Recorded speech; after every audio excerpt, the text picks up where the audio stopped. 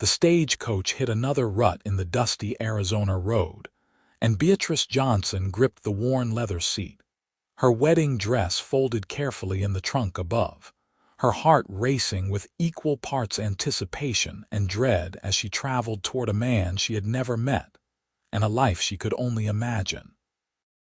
It was late April 1878, and the desert landscape stretched endlessly in every direction, dotted with scrub brush and the occasional saguaro cactus reaching toward the relentless sun.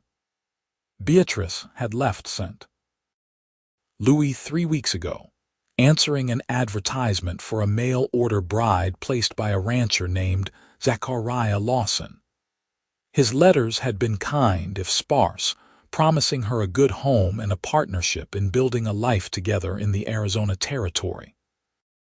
She was 22 years old, orphaned 2 years prior when fever took both her parents within a week of each other, and the prospect of remaining in St. Louis as a seamstress in her aunt's cramped apartment had felt like slowly suffocating. So she had written back to Zachariah, and within 3 months the arrangements were made. She would marry him upon arrival in Springerville, a small town nestled in the White Mountains of eastern Arizona, and begin her new life as a rancher's wife. The stagecoach driver called out that they were approaching town, and Beatrice smoothed her travel-worn skirts, tucking a strand of honey-colored hair back into her bun. Her hands trembled slightly. What if he was cruel? What if she had made a terrible mistake? The letters had seemed genuine, but letters could lie. She had seen enough in her 22 years to know that people rarely showed their true nature until it was too late to turn back. Springerville appeared gradually through the dust, a collection of wooden buildings clustered along a main street, with the promise of mountains rising in the distance. It was smaller than she had imagined, more rugged, but there was something honest about it that appealed to her. No pretense here, just survival and hard work. The stagecoach pulled to a stop outside the general store, and the driver climbed down to help her with her trunk. Beatrice stepped onto the wooden boardwalk, her legs unsteady after so many hours of travel, and looked around. A few curious townspeople glanced her way, and she felt suddenly very exposed in her dusty traveling clothes, alone in a strange place. "Miss Johnson," a voice called out, and she turned to see a man approaching. He was tall, perhaps 30 years old, with dark hair that needed cutting and eyes the color of storm clouds. He wore dusty work clothes and a hat that had seen better days, and there was a hesitation in his step that surprised her. Zachariah Lawson, she presumed, and he looked as nervous as she felt. "Mr. Lawson," she replied, trying to keep her voice steady. "Zach, please." He stopped a respectful distance away, removing his hat. "I hope your journey was not too difficult. It was long, but I am here now." She managed a small smile. Up close, she could see the weathered quality of his face, the lines around his eyes that spoke of long days in the sun. He was handsome in a rough-hewn way, but more than that, there was something genuine in his expression that eased some of her anxiety. "I have a room arranged for you at the boarding house," he said quickly. "I thought you might want to rest before we go to the church tomorrow, if that suits you." The consideration in his words surprised her. She had expected to be married immediately, whisked away to his ranch without ceremony or choice. "That would be very kind, thank you." He picked up her trunk as if it weighed nothing and gestured down the street. "It is not far. Mrs. Patterson runs the place. She is a good woman. She will take care of you tonight." They walked in awkward silence for a moment before Beatrice gathered her courage. "Tell me about your ranch. Your letters mentioned cattle." Something flickered across his face, gone so quickly she almost missed it. "Yes, cattle. About 200 head, or there were. It is called the Double L, been in my family for 8 years now. My father started it, but he passed 2 years ago. Heart gave out. I am sorry for your loss. Thank you. He glanced at her sideways. I will be honest with you, Miss Johnson. Ranch life is hard. The work is never done, the weather is unpredictable, and there are months when I barely see another soul. I want you to know what you are getting into before tomorrow.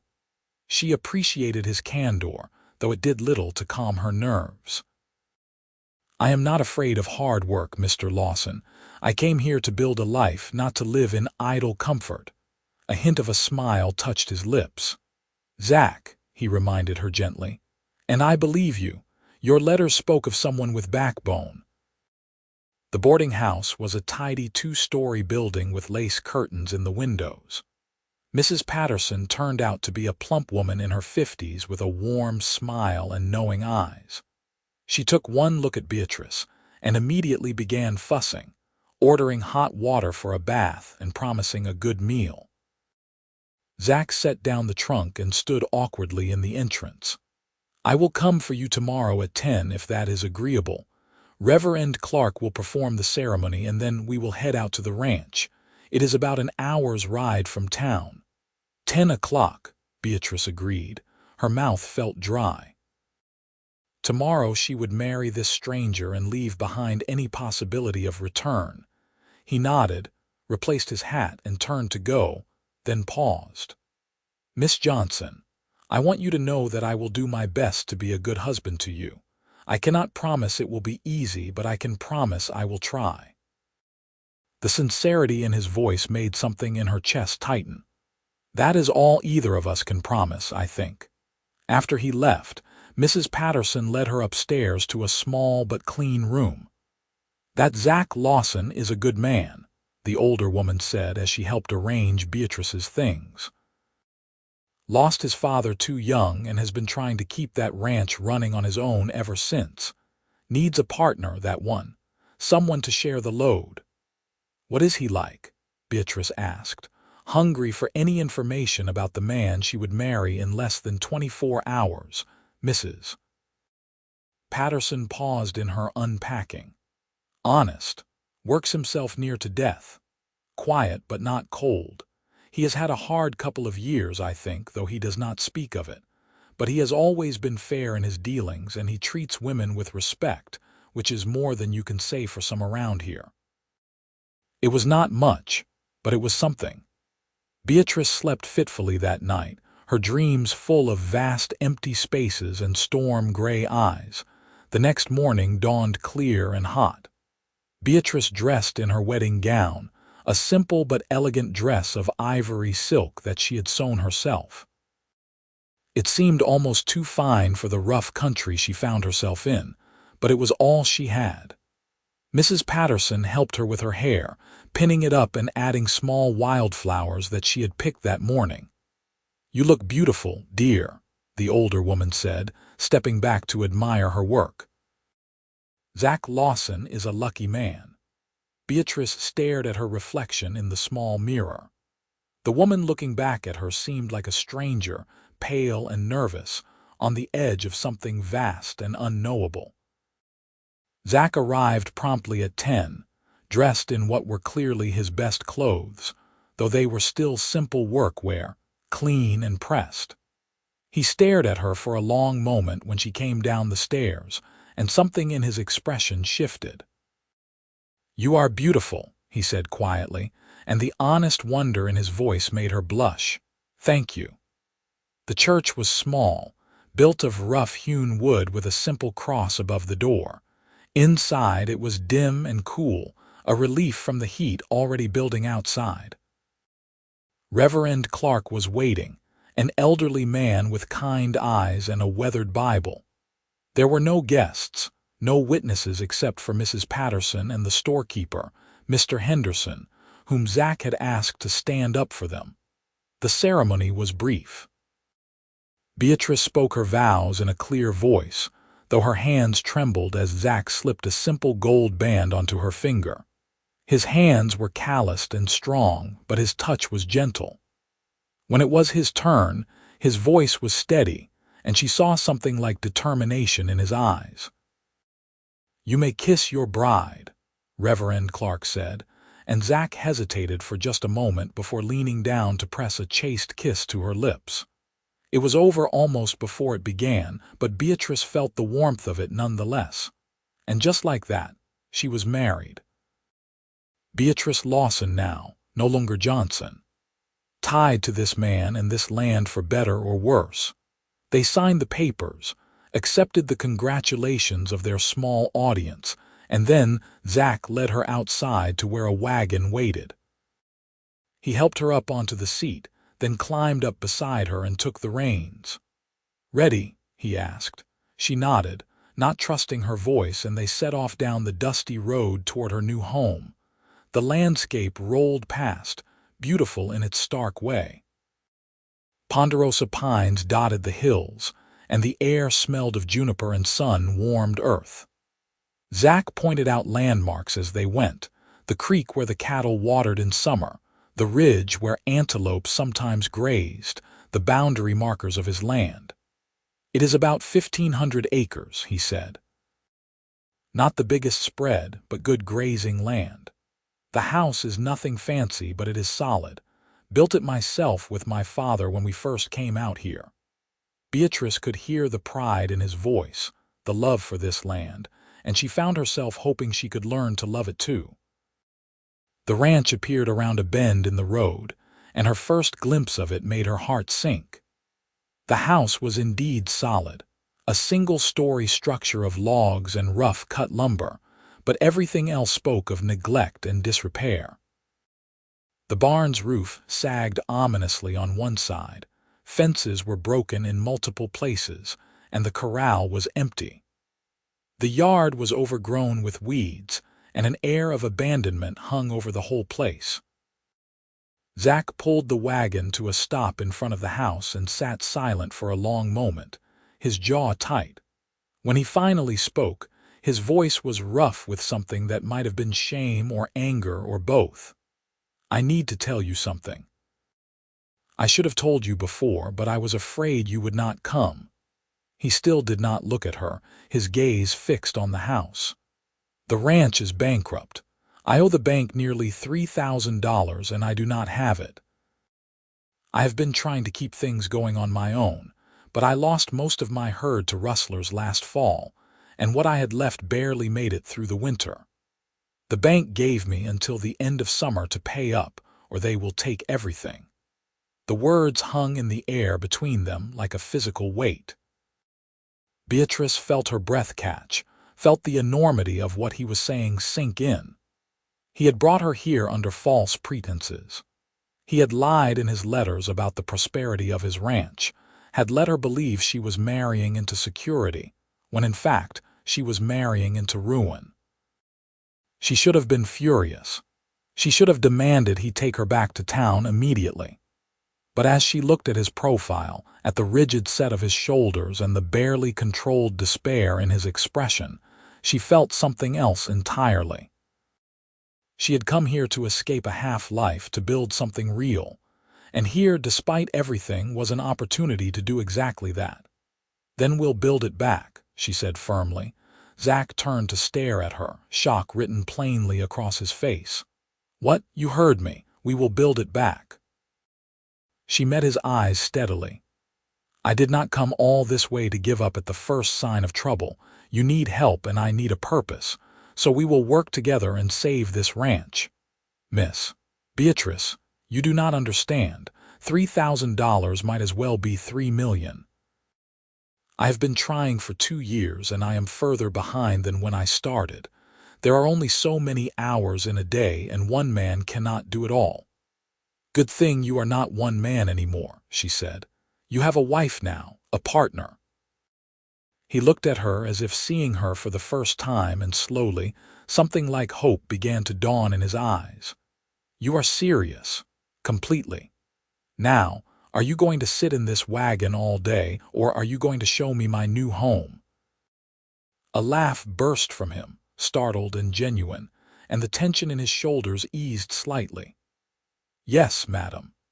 He climbed down and came around to help her from the wagon, and this time when his hands circled her waist to lift her down, there was a warmth between them that had not been there before. The inside of the house was better than the outside, she was relieved to discover. It was simple but clean, consisting of a main room with a stone fireplace, a kitchen area with a cast iron stove, and two smaller rooms off to the side, one for sleeping and one for storage. The furniture was rough but serviceable, and there were signs everywhere of a man living alone, clothes draped over chairs and dishes stacked by the basin. "I will clean up," Zach said quickly, looking embarrassed. "I was not expecting. I thought I would have time before." "It is fine," Beatrice assured him. "I have cleaned worse." She set down her bag and walked slowly through the space, taking it all in. It was not much, but it had good bones. With some attention and care, it could be a real home. "Show me everything. I want to see the full extent of what we are dealing with." Over the next several hours, Zach walked her through the property, and with each revelation, the situation became clearer and more dire. They had 12 cattle left, not the 200 he had mentioned in his letters. The barn needed major repairs before winter, or it would collapse entirely.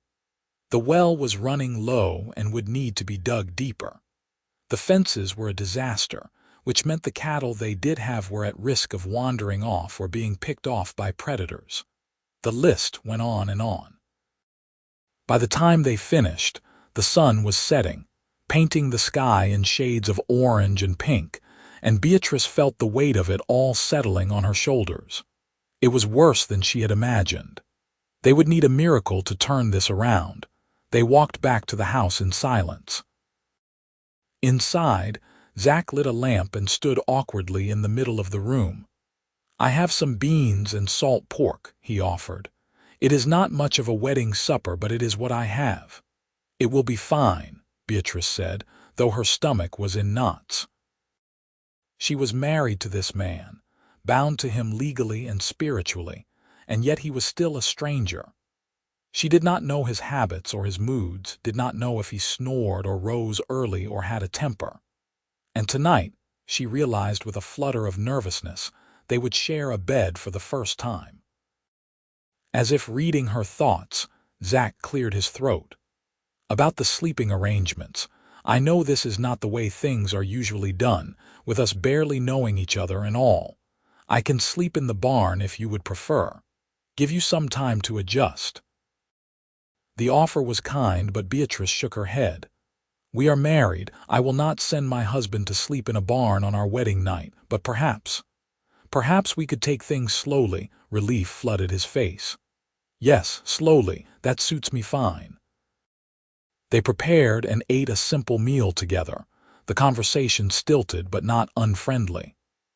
Beatrice learned that Zach was 29, that he had come to Arizona with his father from Kansas, seeking better grazing land and a fresh start.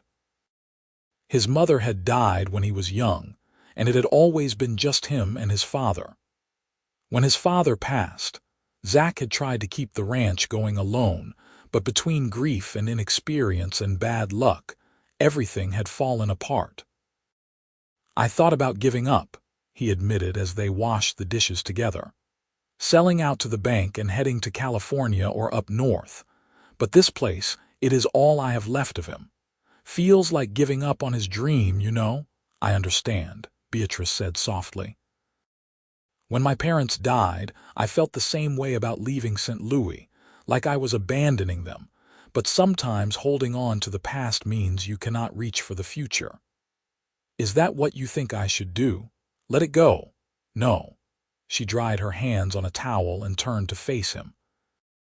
"I think you should fight for it with everything you have, but not alone anymore. We fight together now." In the lamplight, his eyes were dark and intense. "I do not deserve you. You do not know me well enough to say that yet." A smile tugged at his lips. "Fair enough. But I aim to get to know you, Beatrice Lawson, and I aim to prove I can be worthy of the faith you are placing in me." That night, they lay beside each other in the narrow bed, both stiff and careful not to touch. Beatrice listened to Zach's breathing gradually even out as he fell asleep, and she stared at the dark ceiling, wondering what she had gotten herself into. But beneath the fear and uncertainty, there was something else. A spark of excitement, of possibility. She had meant what she said. They would build this ranch back together. And maybe, in the process, they would build something else too.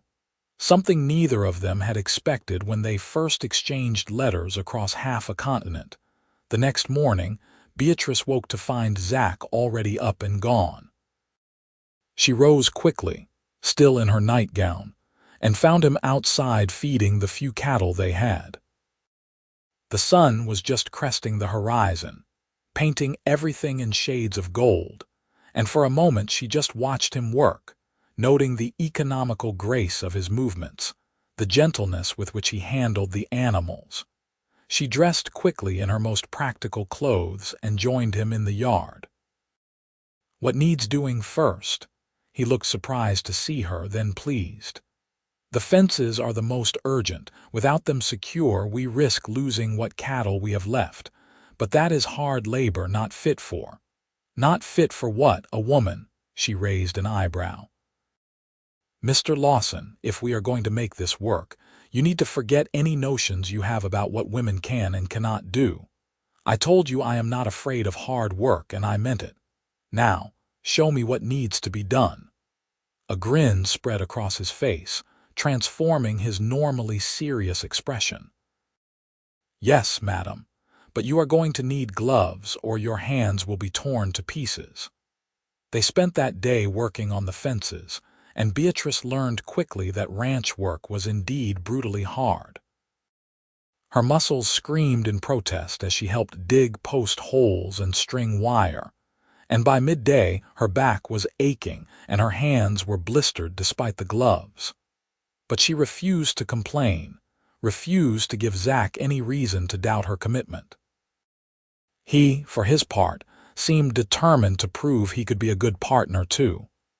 He was patient in showing her how to do things, never condescending or dismissive of her questions. He made sure she took breaks in the shade and drank enough water, and when he caught her struggling with a particularly stubborn post, he simply stepped in to help without making her feel inadequate. By the time the sun set, they had repaired nearly a quarter-mile of fence. It was not much in the grand scheme of things, but it was a start. They washed up at the pump and went inside, both too exhausted to do more than heat up leftover beans and collapse into chairs. "Thank you," Zach said after a long silence. "For today, for not running screaming back to town." "Where would I go?" Beatrice asked with a tired smile. "Besides, I meant what I said. We are in this together now." "Together," he repeated, and the words seemed to settle something between them. The days that followed fell into a rhythm. They rose with the sun and worked until they could barely stand, then fell into bed exhausted. Slowly, bit by bit, they made progress. The fences were repaired. The barn roof was patched, though it would need a complete rebuild before winter. They dug the well deeper, back-breaking work that left them both sore and filthy, but resulted in clean, flowing water. And as they worked side by side, they talked.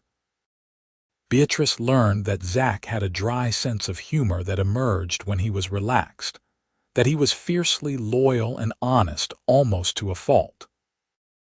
He learned that she was stubborn and determined, that she had a quick mind for numbers and planning, and that she could be surprisingly optimistic even in the face of overwhelming odds. 3 weeks after their wedding, they rode into Springerville together to buy supplies and assess their financial situation. Zach had been putting it off, dreading the confrontation, but Beatrice insisted they needed to know exactly where they stood. The bank was a small stone building on the main street, imposing despite its size. Inside, the manager, a portly man named Silas Hawthorne, greeted them with barely concealed disdain. "Mr. Lawson, I was beginning to think you were avoiding me, Mr. Hawthorne." Zach's voice was stiff. "This is my wife, Beatrice.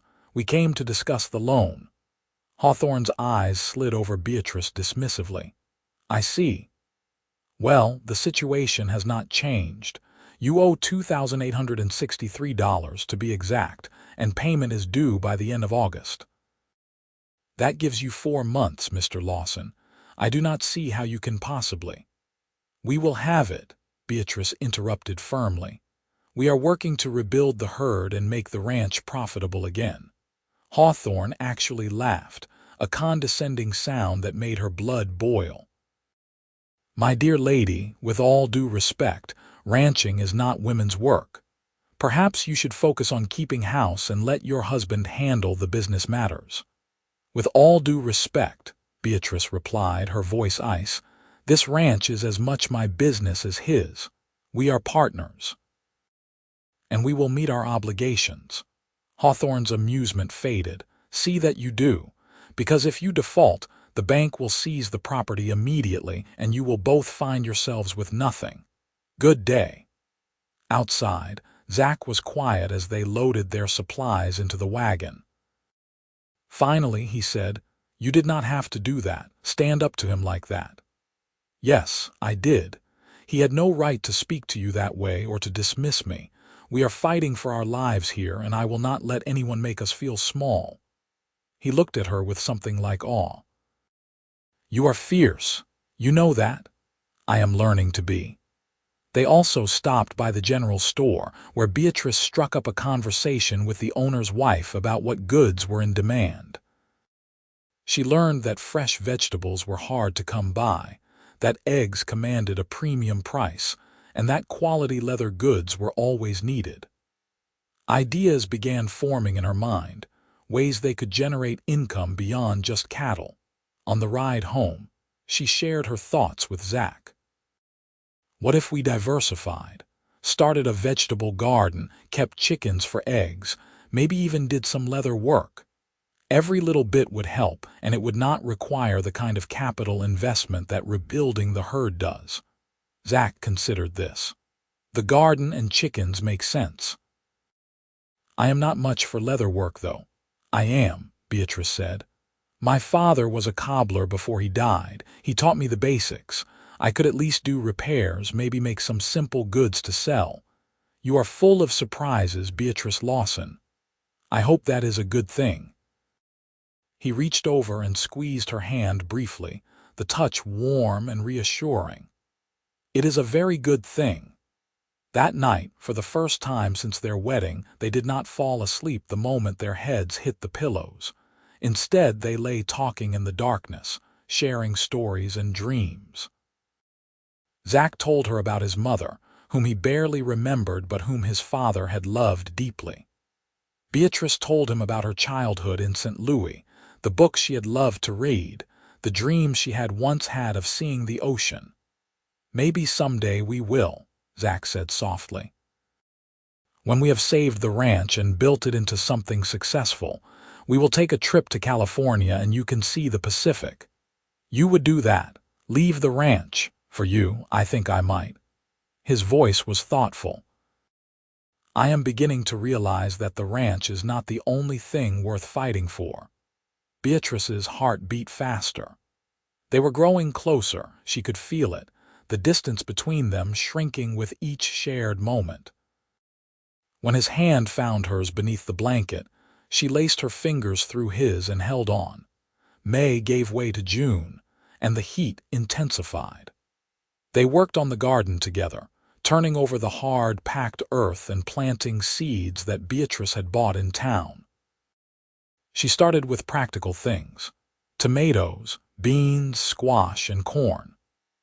Zach built a chicken coop from scrap lumber, and they bought 6 laying hens, which immediately became Beatrice's pride and joy. The chickens meant fresh eggs every morning, a luxury after weeks of nothing but beans and salt pork. Beatrice learned to make bread, her first attempts heavy and dense but gradually improving. She even managed to trade some eggs for butter and milk from a neighboring ranch, a place about 5 miles east run by an older couple named the Morrisons. Martha Morrison took an instant liking to Beatrice and became a valuable source of advice and support. She taught her how to make preserves, how to doctor sick animals, and how to read the weather signs that could mean the difference between a good season and a bad one. "You are doing well," Martha told her one afternoon as they worked together in the Morrison kitchen, putting up jars of wild plum jam. Most mail-order brides would have taken one look at the situation and run back east, but you have got grit. "I did not have much to go back to," Beatrice admitted.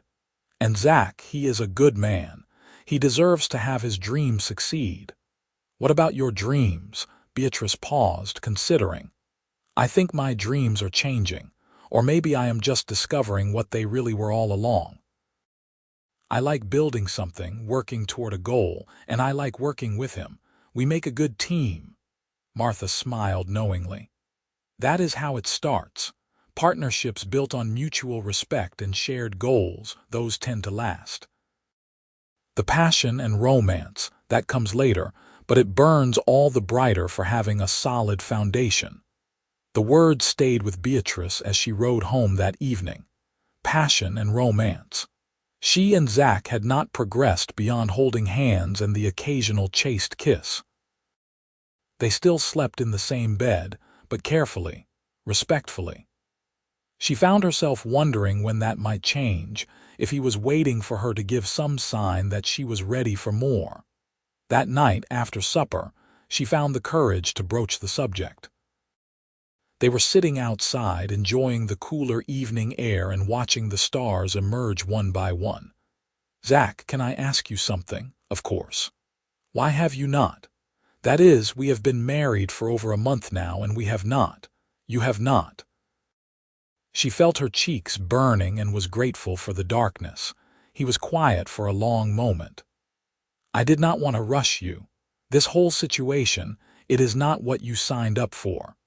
I brought you here under false pretenses and then dropped the news about the bankruptcy on you. I figured the least I could do was give you time to adjust, to be sure this is what you wanted before we became truly husband and wife. What if I am sure now?" She felt him turn to look at her, though she could not make out his expression in the dim light. "Are you?" "I think so. I know we are still learning about each other, and I know there is still a long road ahead of us, but I do not want to live like polite strangers anymore. I want to be your wife in truth, Zach, if you want that too." He reached for her hand, threading his fingers through hers. "I want that more than I can say. But I need you to know, this is not just about duty or obligation for me anymore. Somewhere along the way, Beatrice, I started falling for you. The way you tackle every challenge head-on, the way you laugh when something goes wrong instead of crying, the way you look in the morning with the sun in your hair. I am falling in love with you, and I need to know if there is any chance you might feel the same." Her breath caught. Love. The word hung between them, precious and terrifying. Was that what this feeling was, this growing warmth in her chest whenever she looked at him, this sense of rightness when they worked side by side? "I think I am falling too," she whispered.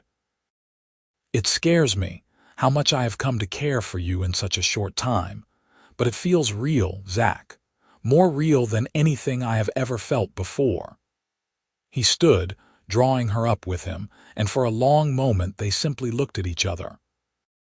Then he cupped her face in his work-roughened hands and kissed her, not the chaste pecks they had exchanged before, but a real kiss, deep and slow and full of promise.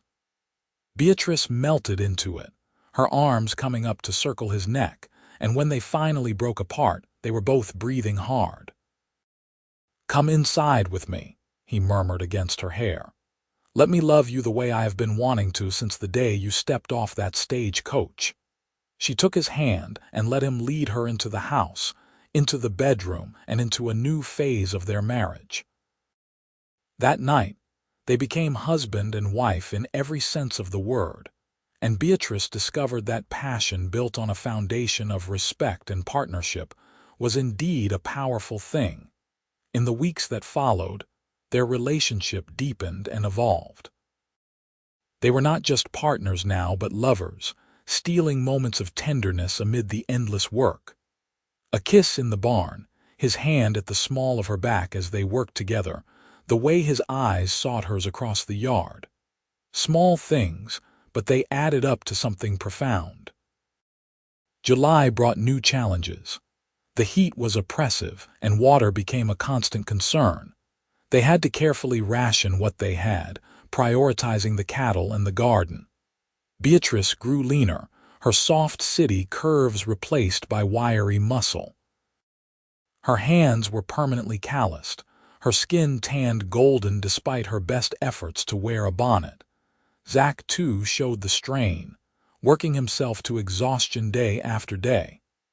Beatrice worried about him, about the weight of responsibility he carried. One evening she found him standing by the corral, staring at their small herd with an expression of such despair that it broke her heart. "What is it?" she asked, coming to stand beside him. "We are not going to make it," he said flatly. "Even if we work ourselves to death, even with all your clever ideas and extra income, we do not have enough cattle to generate the kind of money we need. To pay off the debt and have something left over to rebuild with, we would need at least 100 head. We have 12. Then we need to get more cattle. With what money? We barely have enough to feed ourselves." Beatrice chewed her lip, thinking, there had to be a way. What about wild cattle? I have heard there are still free-ranging herds in some areas, descendants of Spanish cattle from the missions.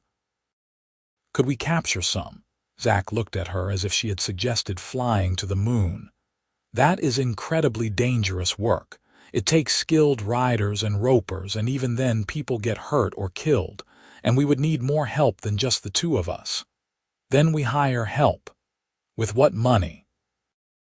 He repeated, frustrated. With the money I have been saving from selling eggs and vegetables. She had been carefully hoarding every penny, keeping it in a jar hidden in the kitchen. It is not much, but it might be enough to hire a couple of men for a few weeks. Beatrice, no. That money was supposed to be for emergencies, for getting you back to St. Louis if things went completely wrong. Things have gone completely wrong, and I am not going back to St. Louis. This ranch is my home now, and I am fighting for it. We both are. She turned to face him, taking both his hands. Let me invest in our future, Zach. Trust me. He looked torn, and she could see the pride and fear warring in his expression. Finally, he nodded slowly. All right, but we do this smart. We hire experienced men, and we do not take unnecessary risks. I am not losing you to save a ranch. You are not going to lose me. I am tougher than I look. A reluctant smile tugged at his lips. I am well aware of that. The next day they rode into Springerville and put out word that they were looking to hire hands for a cattle drive. To their surprise, several men came forward, drawn by the promise of honest work and fair pay. They settled on 2 men. A grizzled old cowboy named Rusty Coleman, who claimed to have worked cattle drives from Texas to Montana, and a young half-Mexican, half-Apache man named Diego Reyes, who had grown up in the territory and knew the land like the back of his hand. The best bet for finding wild cattle is up in the high country, Diego told them as they sat around the Lawson kitchen table planning the expedition. There are valleys up there that the Spanish used for summer grazing, and the cattle that escaped have been breeding wild for generations. They are mean as hell and twice as smart, but if you can catch them, they are yours by right of capture. Rusty nodded agreement. Kid is right.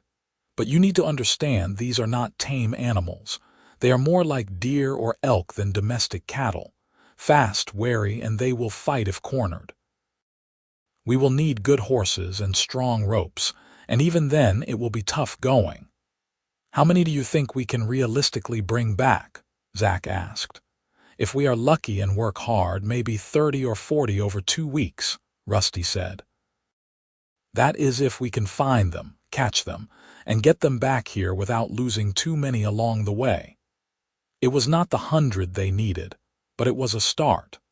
They spent the next few days preparing, gathering supplies and making sure the horses were in good condition.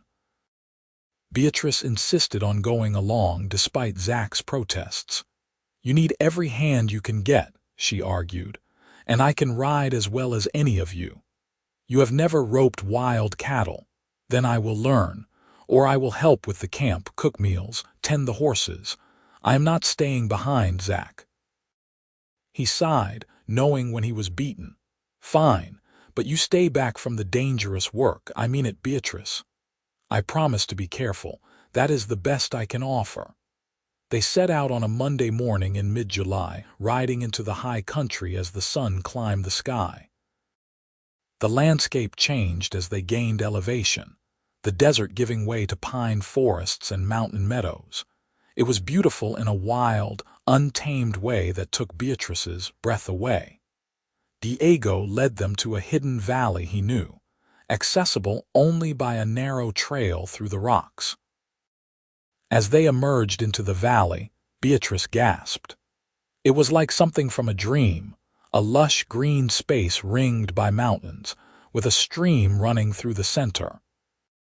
And grazing peacefully in the grass were at least 60 head of cattle, wild descendants of Spanish stock with long horns and wary eyes. "There is our fortune," Rusty said quietly. "Now we just have to convince them to come home with us." The next 2 weeks were the hardest of Beatrice's life. The work was brutal and dangerous. The wild cattle were every bit as difficult as advertised, fighting capture with fierce determination.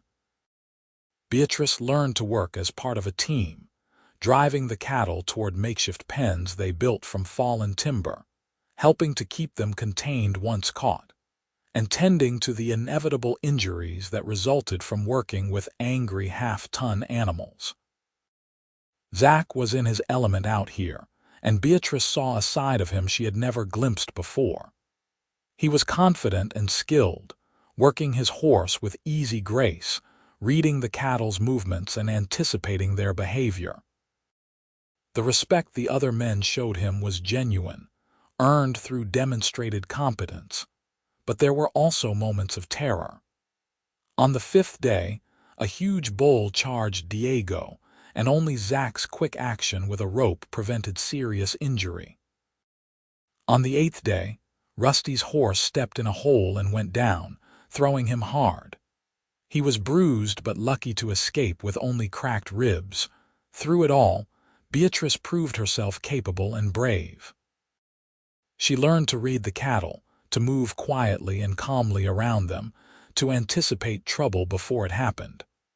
By the end of the first week, even Rusty was treating her as an equal member of the crew. At night, exhausted, they would sit around the campfire and talk. Diego shared stories of growing up between two cultures, never quite fitting in either world. Rusty regaled them with tales of old trail drives and cattle towns, of fortunes won and lost. And Zach slowly opened up about his father, about the dreams they had shared for the Double L and the guilt he felt at letting it all slip away.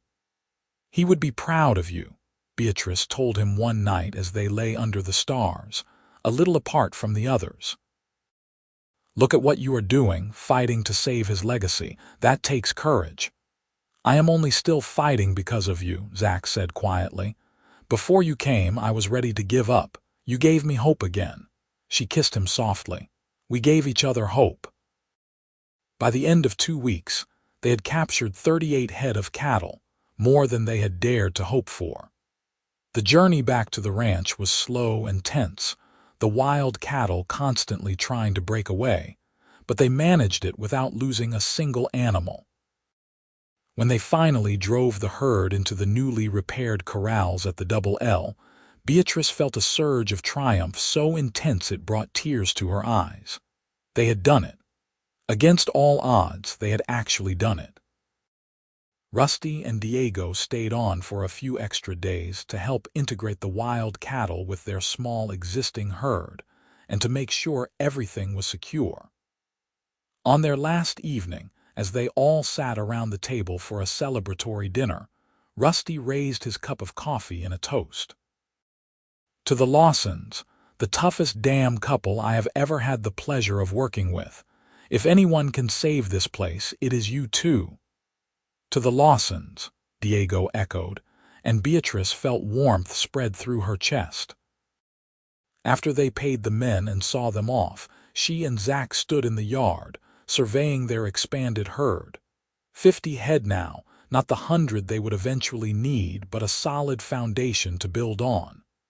We have a chance now, Zach said, his arm around her waist. A real chance.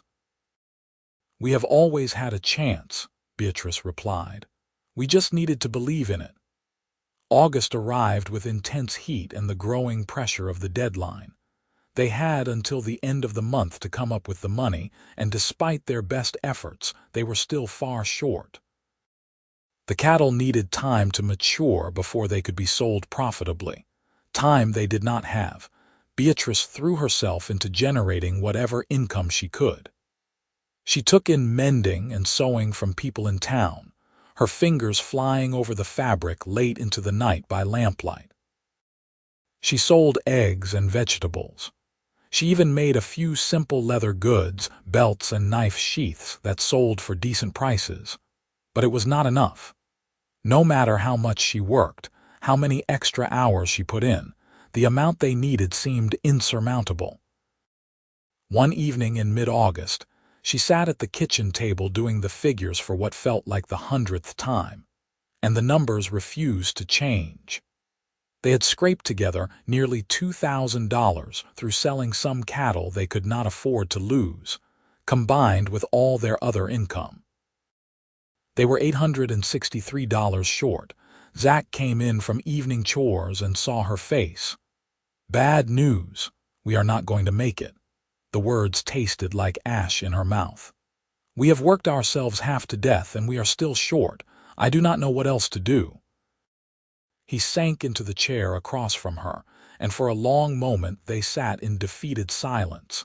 Then he reached across the table and took her hand. You have given me more than I ever dreamed of having, he said quietly.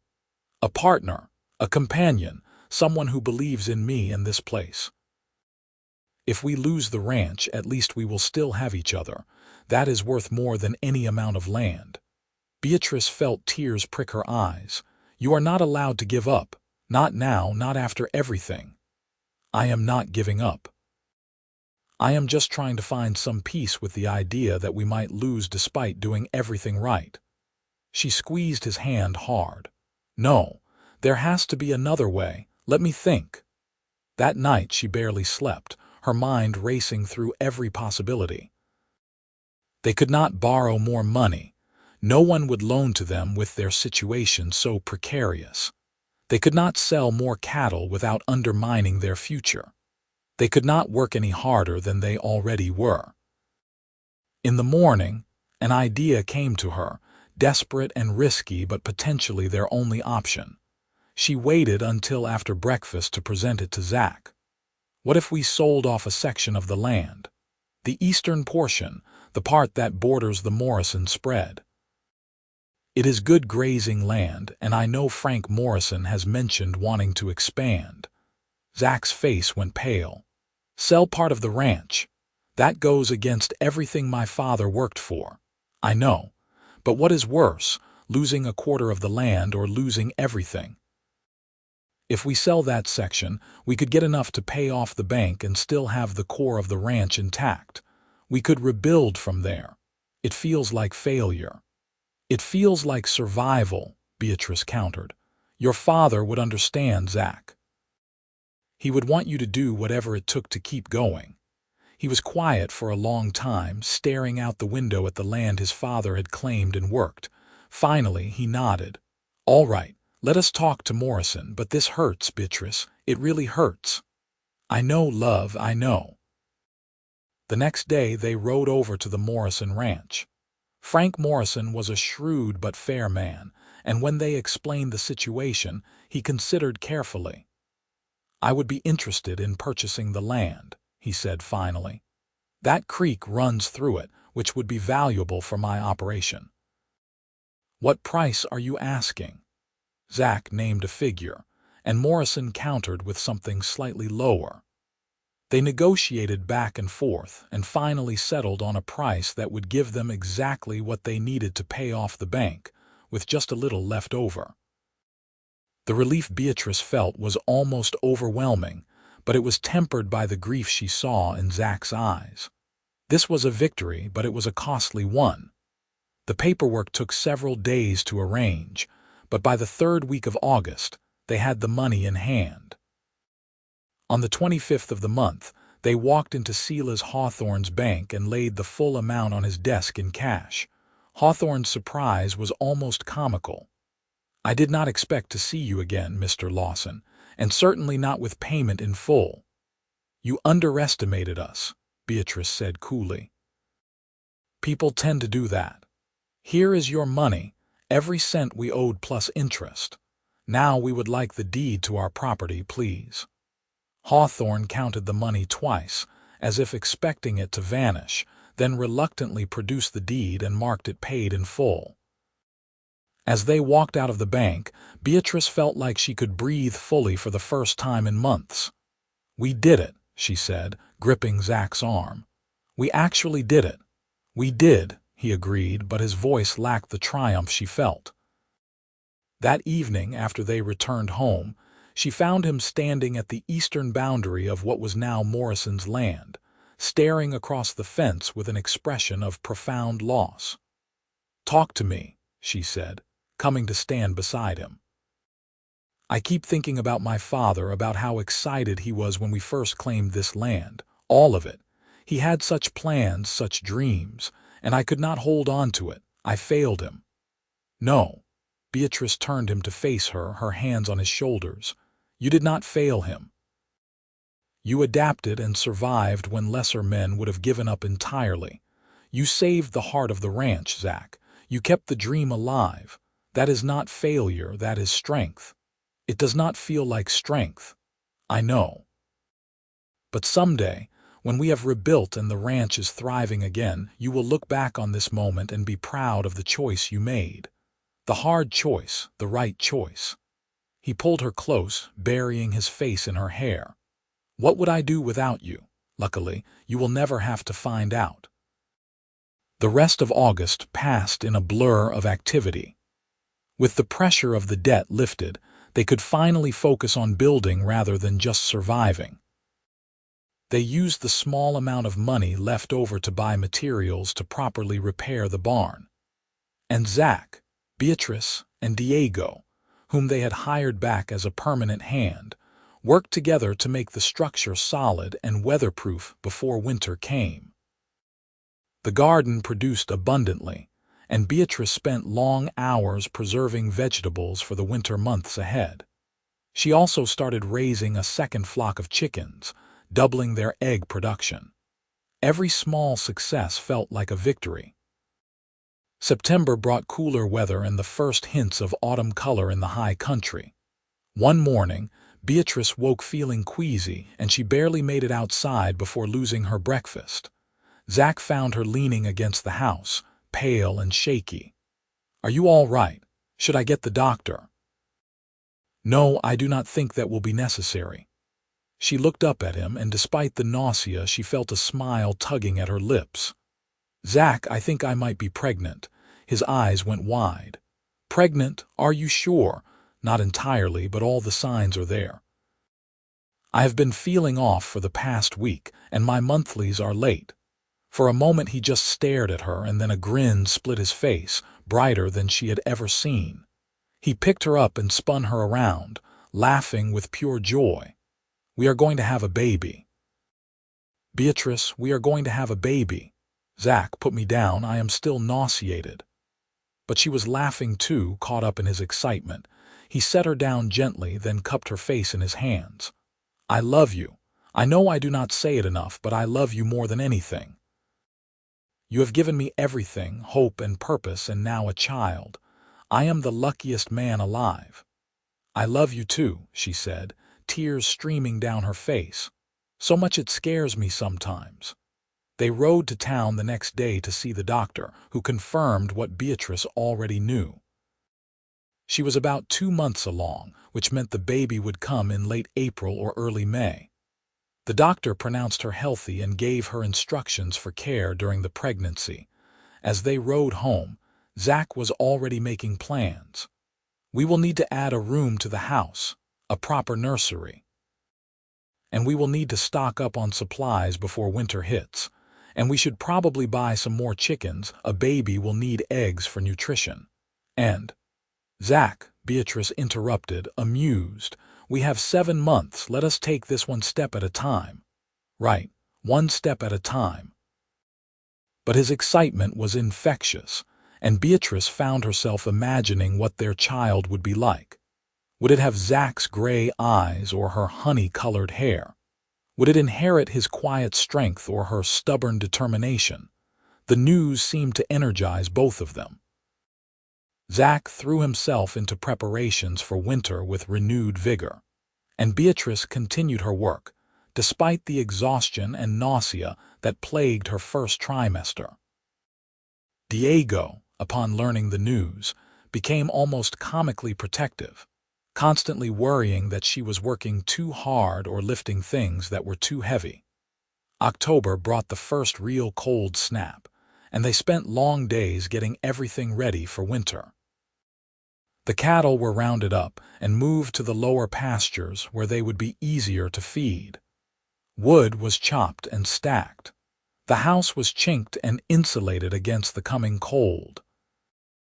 Martha Morrison came by often, bringing baby things she had saved from when her own children were young, and offering advice on pregnancy and childbirth. She and Beatrice had become close friends, and having another woman to talk to made all the difference during the lonely days when Zach and Diego were out working the land. "You have done well, dear," Martha told her one afternoon as they sat together mending clothes. "I know this year has been hard, but look at what you have accomplished.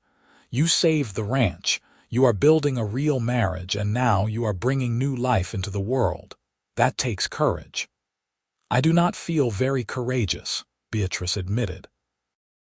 "Most days I feel like I am barely keeping my head above water." "That is what courage is. Not the absence of fear, but pushing forward despite it. You and Zach, you make a good team. Never forget that." As winter settled in, the pace of work slowed somewhat, giving Zach and Beatrice more time together. They spent long evenings by the fire, talking and planning for the future. Zach started building a cradle, carving intricate designs into the wood with patient care. Beatrice sewed tiny clothes and blankets, marveling at how something so small could already occupy so much space in her heart. Christmas came, their first together, and they made it special despite their limited resources.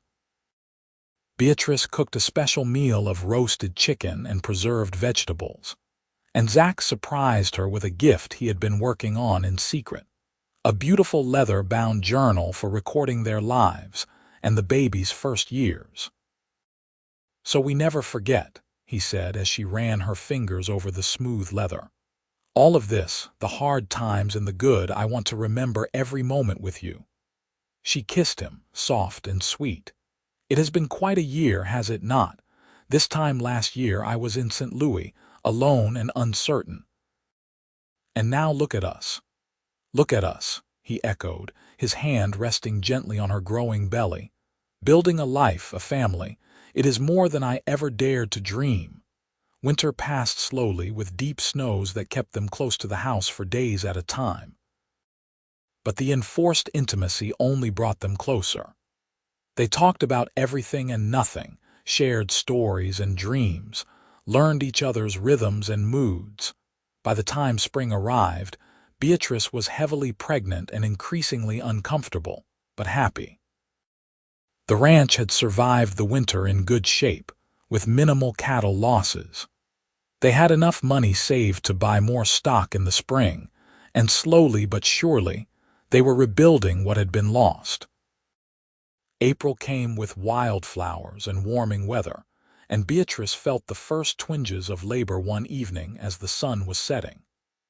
Zach immediately went into a panic, rushing around trying to gather supplies and insisting they needed to get to town immediately.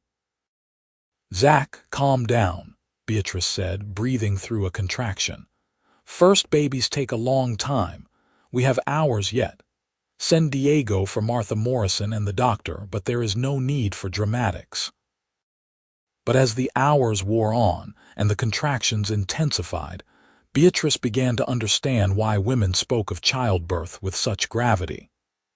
The pain was unlike anything she had ever experienced, waves of it that left her gasping and clinging to Zach's hand. Martha arrived just after midnight, taking charge with calm efficiency. The doctor came an hour later, and together they guided Beatrice through the long night. Zach stayed by her side the entire time, letting her grip his hand hard enough to bruise, murmuring encouragement and love. As dawn broke on a beautiful spring morning, their son came into the world with a lusty cry. Beatrice held him for the first time, this tiny perfect creature with a cap of dark hair and his father's gray eyes, and felt her heart expand in ways she had not known were possible. "He is beautiful," Zach whispered, tears streaming down his face. "You are amazing. I am in awe of you." They named him James after Zach's father, with the middle name Paul after Beatrice's father. James Paul Lawson, the newest member of the Double L and the embodiment of all their hopes and dreams. The weeks after James's birth were exhausting but joyful. Beatrice recovered well, and Zach proved to be a devoted father, getting up in the night to walk with the baby, changing diapers without complaint, and staring at his son with an expression of such wonder that it made Beatrice's heart ache. Life settled into a new rhythm, busier than ever but rich with meaning. The ranch continued to grow and prosper. That spring, they bought 30 more head of cattle, bringing their herd size up to 80. Diego proved invaluable, not just as a ranch hand but as a friend and part of their extended family. Summer came again, hot and bright, and as Beatrice stood in the garden with James on her hip, watching Zach and Diego work with the cattle, she marveled at how much had changed in just over a year. She had arrived in Springerville a frightened mail-order bride, traveling toward an unknown future. And now she was a wife, a mother, a rancher, and happier than she had ever imagined possible. That evening, after James was asleep in his cradle, she and Zach sat on the porch in the cooling air, his arm around her shoulders. "What are you thinking about?" he asked. "Everything. How far we have come. How close we came to losing it all." She leaned into him. "I think about that day when I first arrived, when you told me the ranch was bankrupt. I was so scared but also so determined, and I told you we would build it back. And we did. Together." "Together," she agreed. "That was the key, was it not? Neither of us could have done this alone." "I know I could not have. You saved me, Beatrice. Saved the ranch, saved me from despair, gave me a reason to keep fighting." "We saved each other," she corrected. "And we will keep saving each other every day for the rest of our lives." He kissed her, long and sweet, and in that moment Beatrice felt the absolute rightness of her life. Yes, it had been hard. Yes, there had been moments when she thought they would fail. But they had persevered, had built something real and lasting from the ashes of bankruptcy and despair. The years that followed brought their own challenges and triumphs. They added more land, slowly buying back the section they had sold to Morrison and expanding beyond. The herd grew to over 200 head, making the Double L one of the most successful ranches in the area. They weathered droughts and harsh winters, market downturns, and the occasional rustler. James grew into a sturdy, curious boy, always underfoot and asking endless questions. 2 years after his birth, Beatrice gave birth to a daughter, Sarah. with her mother's honey-colored hair and a disposition sunny enough to charm even the gruffest cowboys. 3 years after that came another son, Michael, who seemed to be born with a rope in his hand and a natural affinity for horses. Diego eventually married a girl from Springerville, Maria, and built a house on a section of the Double L that Zach deeded to him in thanks for his years of loyal service and friendship. The two families became inseparable, their children growing up together like cousins. The ranch house was expanded and improved over the years, growing from the simple structure Beatrice had first seen into a proper home with multiple bedrooms, a real dining room, and even a parlor where she could entertain the increasingly frequent visitors. Her garden became legendary in the area, and her preserves were sold as far away as Albuquerque. On their 10th wedding anniversary, Zach made good on his long-ago promise and took Beatrice to California to see the Pacific Ocean. They left the children in Martha Morrison's capable care and spent 2 weeks traveling, staying in proper hotels and eating in restaurants, living like the successful ranchers they had become. Standing on the beach with the waves lapping at her feet and Zach's arm around her waist, Beatrice thought back to the frightened girl who had stepped off the stagecoach in Springerville a decade ago. "What would you tell her, if you could?" Zach asked, somehow reading her thoughts. That girl on the stagecoach, if you could go back and give her advice, Beatrice considered. "I would tell her to trust herself, that she is stronger than she knows, braver than she believes. I would tell her that the hard road ahead is worth traveling, because on the other side is a life more beautiful than she can imagine." "Would you tell her the truth? About the bankruptcy?" "No," Beatrice said immediately, "because if she knew, she might not get on that stagecoach." "And then where would we be?" "Fair point." He kissed her temple. "I am glad you did not know. I am glad you came, even if I brought you under false pretenses." "I am glad, too. Everything worked out exactly as it was meant to." They returned to Arizona refreshed and ready to tackle the next phase of their lives. The children were growing, James already talking about taking over the ranch someday, Sarah showing promise as an artist, and Michael as a horseman. There were grandchildren to look forward to, more years of building and growing and loving. 20 years after Beatrice first arrived in Springerville, she and Zach stood together at the dedication of a new church building, funded in part by a donation from the Double L. Reverend Clark, now elderly but still sharp, smiled at them from the pulpit. "When I married these two young people so long ago, I saw fear and uncertainty in their eyes," he said. "But I also saw determination and hope, and I am pleased to say that hope was not misplaced. The Lawsons have built something remarkable here, not just a successful ranch but a real partnership, a true marriage built on mutual respect and love." After the ceremony, as people milled about talking and celebrating, Silas Hawthorne approached them. He was retired now, his son running the bank, but he still cut an imposing figure. "Mr. and Mrs. Lawson, I wanted to congratulate you on your success," he said stiffly, "and to apologize. When you came into my bank all those years ago, I did not believe you would succeed. I was wrong to doubt you." Beatrice smiled graciously, though she remembered well his condescension.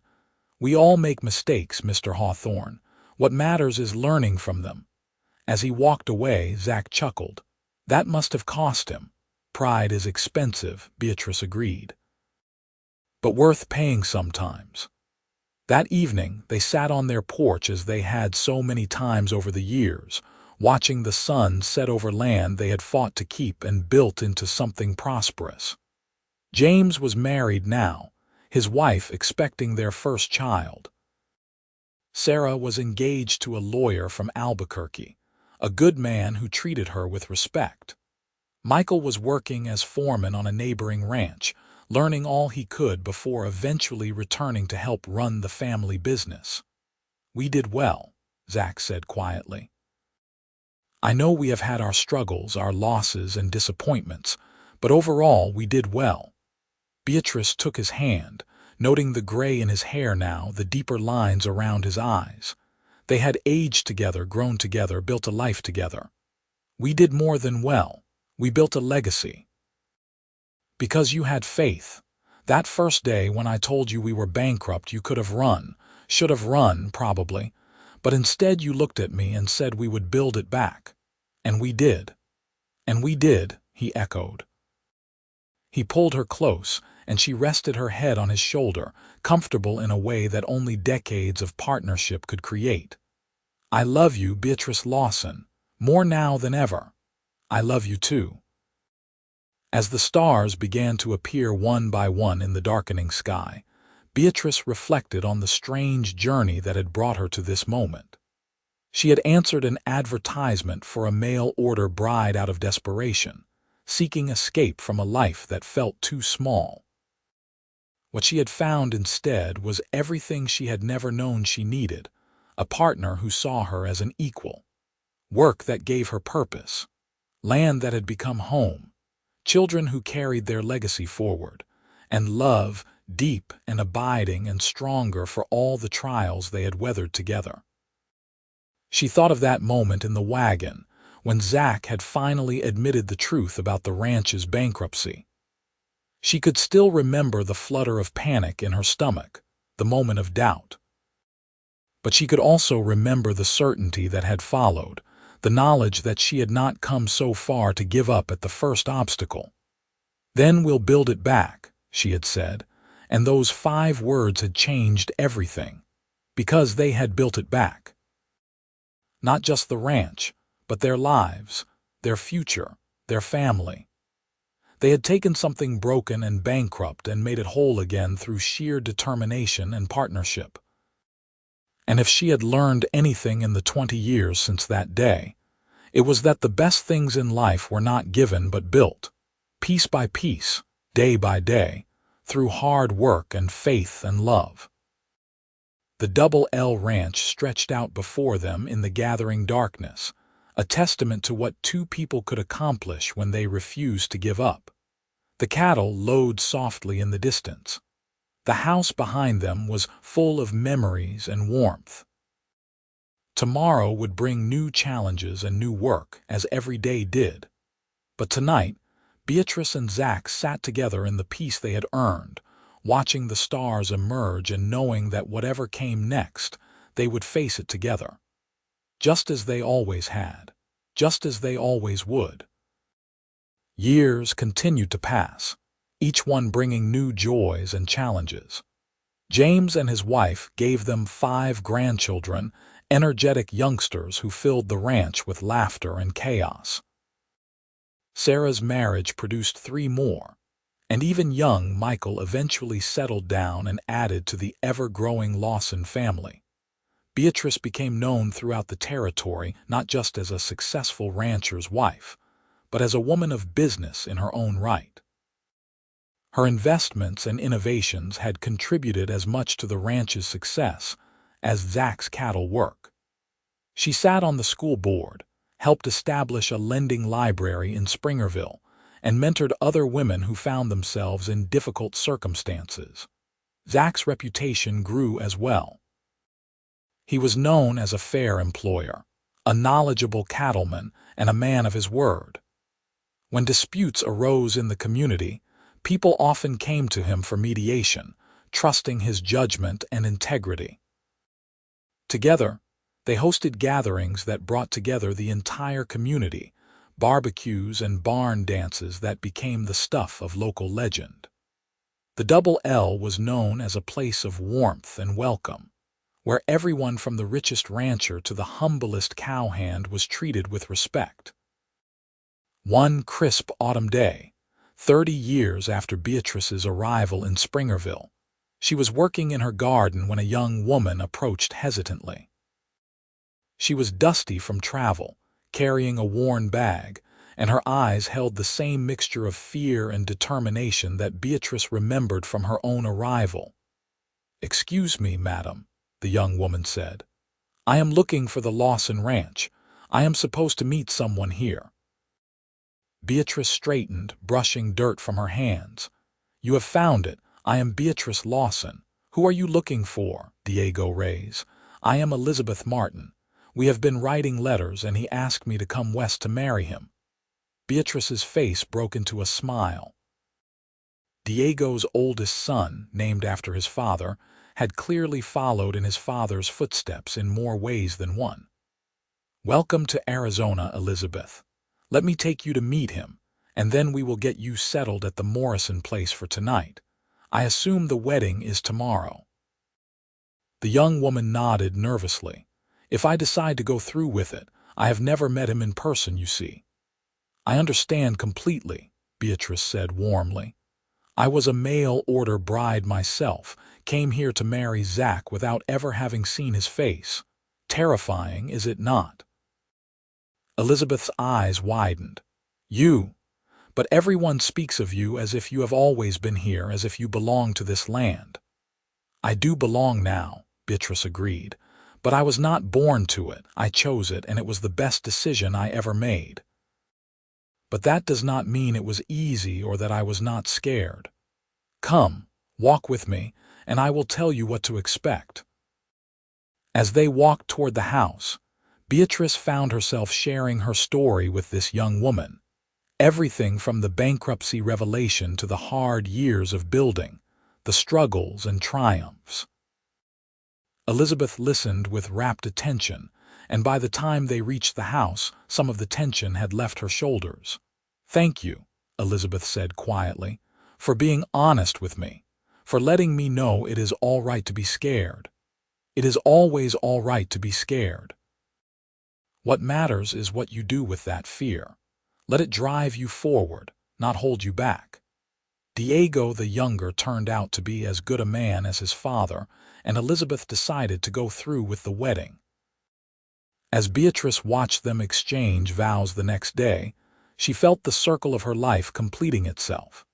She had been helped and supported when she was young and afraid, and now she had the privilege of offering that same support to a new generation. Time marched on with its inexorable pace. Beatrice's hair turned silver, and Zach moved a bit more slowly than he once had, but their love only deepened with age. They had weathered so much together: droughts that tested their resources, illnesses that frightened them, the death of dear friends like Martha Morrison, but through it all, they held fast to each other. On their 40th wedding anniversary, their children and grandchildren gathered at the Double L for a massive celebration. A tent was erected in the yard, tables groaning under the weight of food. Musicians played, and people danced in the warm spring evening. As the party reached its peak, James stood up to give a toast. "To my parents," he said, raising his glass. "Two people who arrived at this place with nothing but hope and determination and built something that will last for generations. You taught us that hard work matters, that integrity counts, and that love is not just a feeling but a choice you make every day. Thank you for choosing each other, and for building a legacy we are honored to carry forward." There were cheers and applause, and Beatrice felt tears streaming down her face. Zach pulled her close, and they held each other as their family celebrated around them. Later, when most of the guests had gone home and only family remained, Beatrice and Zach stole away to their favorite spot on the porch. The moon was full, painting everything in silver light. 40 years, Zach mused. Seems like both forever and no time at all. "I know what you mean. Sometimes I still feel like that girl stepping off the stagecoach, terrified and trying not to show it. I still feel like the desperate man who brought you here on false pretenses, praying you would not hate me for it." She laughed softly. "We were quite a pair, were we not? We still are." He took her hand, raising it to his lips to kiss her knuckles. "I meant what I said in my vows all those years ago. I tried my best to be a good husband to you." "You succeeded," Beatrice assured him, "beyond any measure." They sat in comfortable silence, listening to the sounds of their family settling in for the night, the grandchildren being tucked into beds, the murmur of adult conversation drifting from inside. This was what they had built, not just a ranch but a family, a community, a life of meaning and purpose. "You have any regrets?" Zach asked suddenly. Beatrice considered the question seriously. "Small ones, perhaps." "I regret we had to sell that section of land, even though we bought it back later. I regret the year we lost 20 head to disease, and the time I snapped at you when I was exhausted from caring for a sick child. But big regrets, things I wish I could change, no. Everything that happened, good and bad, brought us to this moment. And this moment is perfect. Even the bankruptcy, especially the bankruptcy. It forced us to work together, to depend on each other. It forged us into partners in a way prosperity never could have. We grew strong in the struggle, Zach, and that strength sustained us through everything that came after." He nodded slowly. "I used to think my lowest moment was having to tell you the truth that first day. But now I think it might have been my best moment, because that is when I learned what kind of woman I had married. Strong, brave, stubborn as hell. Takes one to know one." They laughed together, the easy laughter of two people who knew each other completely, who had seen each other at their best and worst and loved each other through it all. As Beatrice sat there with Zach's arm around her, looking out over the land they had saved and built into something remarkable, she thought about the young woman she had been. That frightened bride in her traveling dress, stepping into the unknown with nothing but hope to sustain her. If she could speak to that girl now, what would she say? That the road ahead would be hard. She already knew that. That she would sometimes doubt herself, sometimes want to give up. That went without saying. That love in real life looked different than in storybooks, built not on grand gestures but on daily choices and shared struggles. Perhaps that would have been useful to know. But mostly, she would tell that girl to have faith. Faith in herself, in her new husband, in the power of two people choosing to build something together. Because in the end, that was what had saved them. Not luck, not even hard work alone, but the decision to face their challenges as partners, to build back what was broken, to create something new and strong from the ruins of bankruptcy and despair. "Then we'll build it back," she had said all those years ago, and that simple statement of determination had been the foundation of everything that followed. 5 words that changed 2 lives, that created a family, that built a legacy. Beatrice leaned her head on Zach's shoulder, feeling the steady rhythm of his breathing, the warmth of his body against hers. Tomorrow would bring new challenges, as it always did. There would be cattle to tend, accounts to manage, grandchildren to spoil. The work of a ranch never ended, even after 40 years. But tonight, in this moment, everything was exactly as it should be.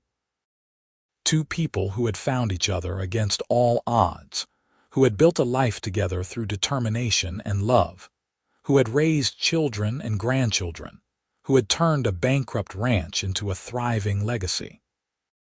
The Double L Ranch stood solid and prosperous under the moonlight, every fence repaired, every building maintained, every acre productive. It was more than Zach's father could have dreamed, more than either Beatrice or Zach had thought possible on that long-ago day when she first learned the truth. And it all started with a choice. A young woman's decision not to run when faced with bankruptcy and broken dreams, but to stay and fight.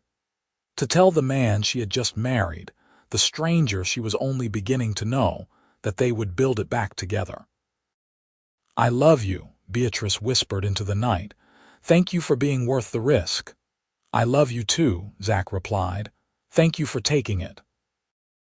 And as the stars wheeled overhead and the night deepened around them, Beatrice and Zach Lawson sat together on their porch, surrounded by the life they had built, secure in the love they had earned, and at peace with the legacy they would leave behind. It was, in every way that mattered, a happy ending. But more than that, it was a happy life built one day, one choice, one act of faith at a time.